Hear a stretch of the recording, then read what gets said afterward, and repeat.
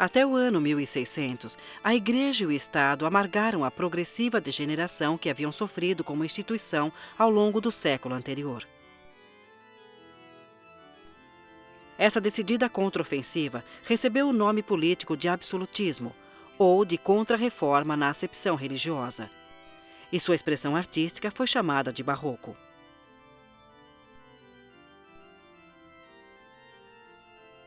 Caracterizado por dimensões mais próprias de gigantes do que de homens, pela exuberância das formas e excesso de ornamentação, o estilo do poder estendeu seus domínios durante 200 anos, do século XVII até fins do século XVIII, por todo o continente europeu. E na sua ânsia totalizadora, integrou as artes plásticas num só corpo colossal.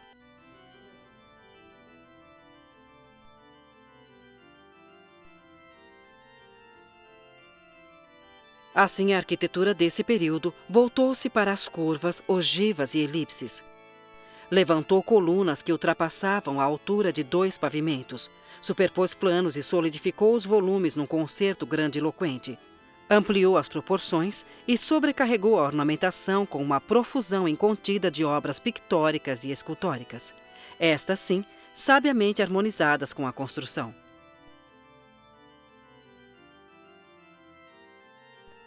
Essa teatralidade e dinamismo refletiu-se principalmente na escultura realizada quase que exclusivamente em mármore branco e bronze e dotada de uma expressividade jamais vista.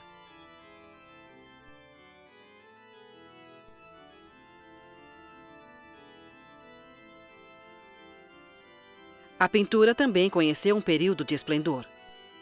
Disposta radialmente, a composição das telas dava a impressão de atirar para fora do quadro seus opulentos personagens, ou então, por meio do claro-escuro, engolir o observador.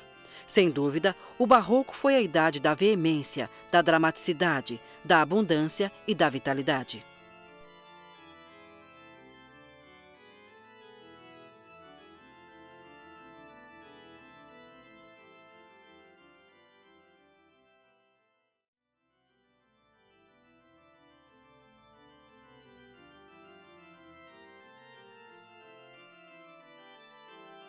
Levando-se em conta a amplitude espacial e temporal do barroco, que marcou toda a Europa durante os séculos XVII e XVIII, ele produziu artistas de estilos extremamente diferentes, embora sempre pautados por uma tônica de intensa expressividade e plasticidade. Entre os grandes mestres do claro e escuro, é imprescindível citar Caravaggio, precursor de todos eles e autor de obras que combinavam, na mesma medida, dramaticidade e naturalismo. Também não se pode esquecer de Rembrandt, de cores mais esfumadas e claros escuros mais extremados, quase teatrais. Georges Latour e seus sutis jogos de sombras, gestos e texturas, e nem o sensível realismo de Murillo, cujas pinceladas são quase etéreas.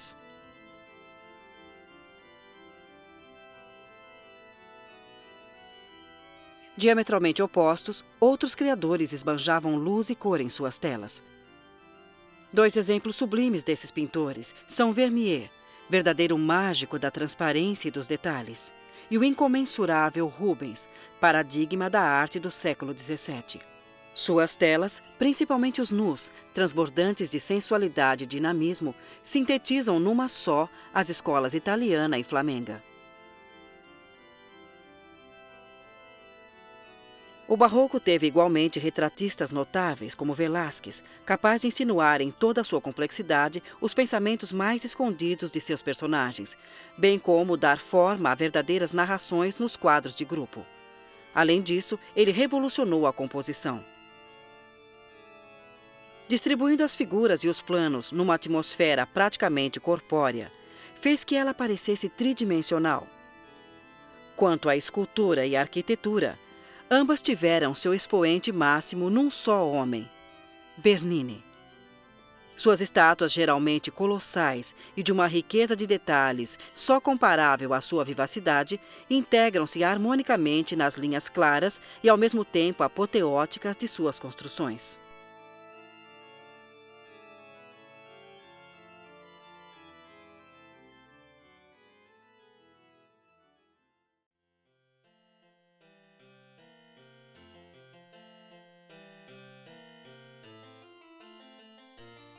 Se fosse possível traçar uma árvore genealógica da arte, o rococó seria o filho frívolo do barroco.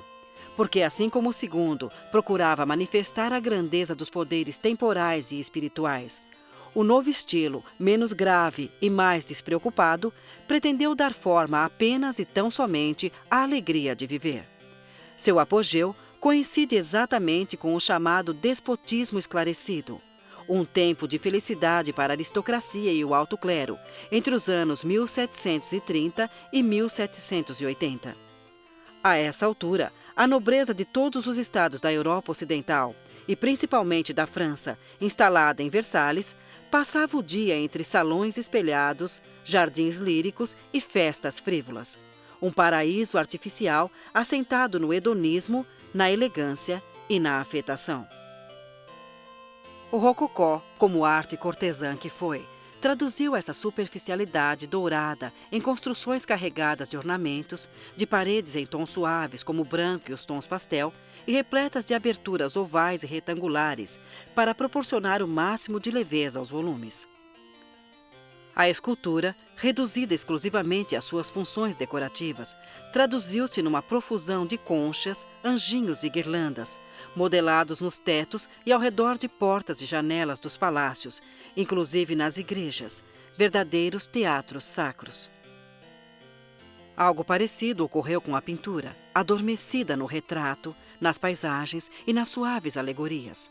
Verdes, rosados, azuis e amarelos pálidos são as cores prediletas, e o pastel, a técnica delicada favorita dessas cortes voltadas para o belo.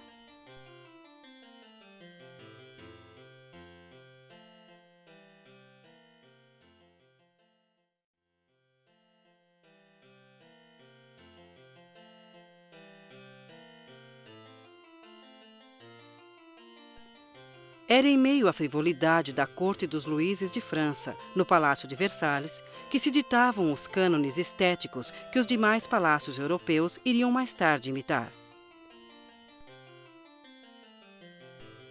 Ali, pintores como Jean-Antoine Watteau e Maurice Quentin-Latour encenavam mundos ideais, bem ao gosto da aristocracia. O primeiro fez escola com suas pinturas de cenas de caráter festivo, de idílica harmonia. Latour, por sua vez, introduziu na realeza a técnica do pastel, muito apropriada para seus retratos elegantes, ricos em brilhos e texturas.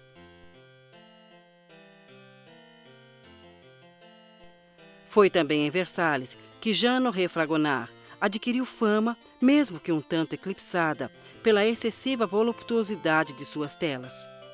Os temas libertinos, as tonalidades quentes e as pinceladas rápidas e suaves foram sua marca. Enquanto isso, na Inglaterra, Sir Joshua Reynolds imprime certa dramaticidade aos seus retratos, mais em sintonia com o barroco flamengo e italiano do que com o rococó francês.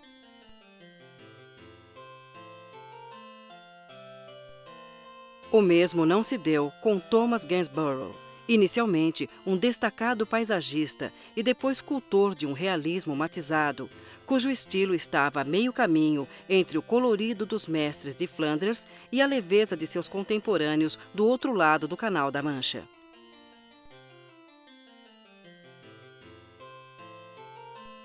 Na Espanha, a estética rococó é representada por Goya, em sua fase inicial na corte de Carlos IV. Menos afetado que seus pares europeus, o aragonês emprega tons brilhantes para pintar a família real ou os motivos líricos de Os Caprichos.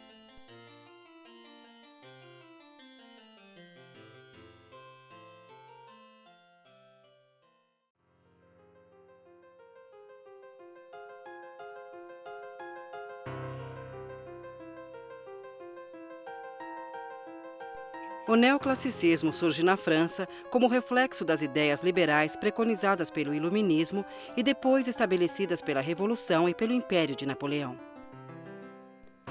Contrapondo sobriedade ao amaneirado rococó do antigo período, o novo estilo tenta expressar valores então incipientes, como liberdade, igualdade e fraternidade, para os quais não havia outra referência a não ser os remotos tempos clássicos, com a democracia grega e a República Romana.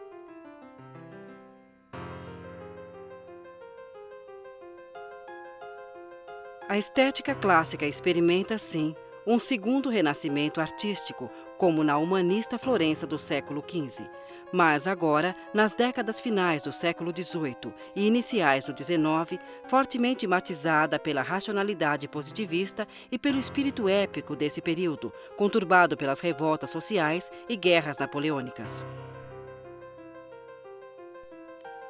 Quando são descobertas intactas as ruínas romanas de Pompeia e Herculano, uma ciência resplandecente, a arqueologia, vem colaborar com esse retorno ideal aos cânones clássicos.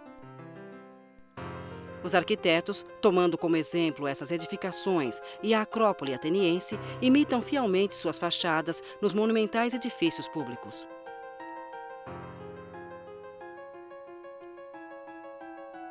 Os escultores também se deixam envolver pela arte greco-romana, acrescentando ao naturalismo e dinamismo desta uma certa introspecção racionalista, sutilmente expressa nos rostos das estátuas e nos relevos.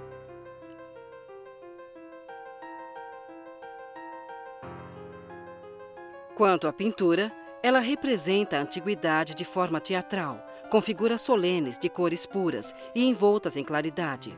Estilo cuja pompa e gravidade se estende aos retratos dos heróis da época.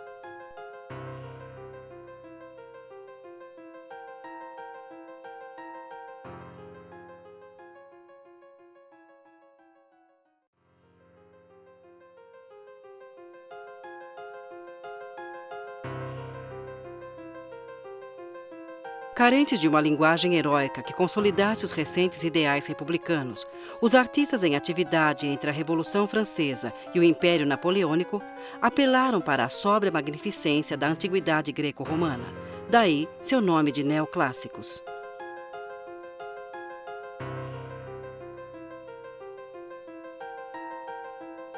O fundador da pintura desse período, Jacques-Louis David, impôs o gênero de história e o retrato com composições de figuras solenes e de contida emotividade, sobre fundos de uma acentuada imobilidade. Seu discípulo Jean-Auguste Dominique Ingres, levando a pureza cromática e formal de David a uma flexibilidade maior, ampliaria os horizontes neoclássicos até as fronteiras do romantismo. Sua liberdade temática incluía tanto os retratos e programas históricos, quanto uma controvertida série de nus e fantasias orientais de plasticidade refinada.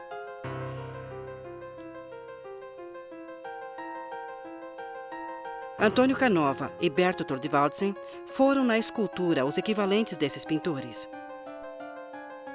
O primeiro, que trabalhou quase exclusivamente para Napoleão, unia a estética greco-romana, uma versão lacônica da expressividade barroca.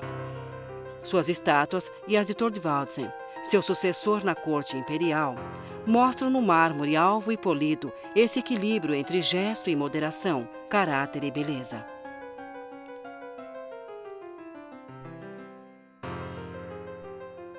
Quanto à arquitetura neoclássica, ela incluiu expoentes ortodoxos como Carl Friedrich Schenkel, autor de edifícios monumentais de linhas gregas, e artistas da área científica, como os teóricos franceses Ledoux e Boudon, e seus desenhos de formas geométricas puras, concebidos de acordo com os mais rígidos princípios racionalistas.